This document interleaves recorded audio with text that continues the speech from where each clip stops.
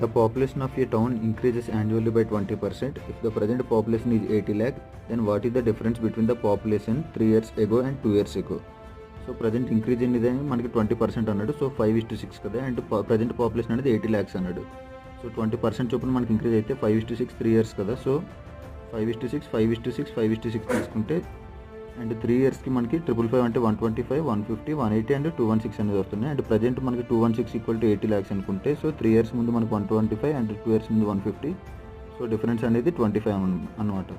అంటే 25 parts అనేది మనం ఫైండ్ చేయాలి. అవుట్ ఆఫ్ 216 parts మనకి 80 lakhs ఇచ్చాడు. సో 25 అండ్ ఇక్కడ మనం చూసుకుంటే అండ్ 8 1s 8 27s అనేది 216 క్యాన్సిల్ అవుతుంది. సో 25 lakhs బై 27 అనమాట ఈక్వల్స్ టు 27 9s are 243.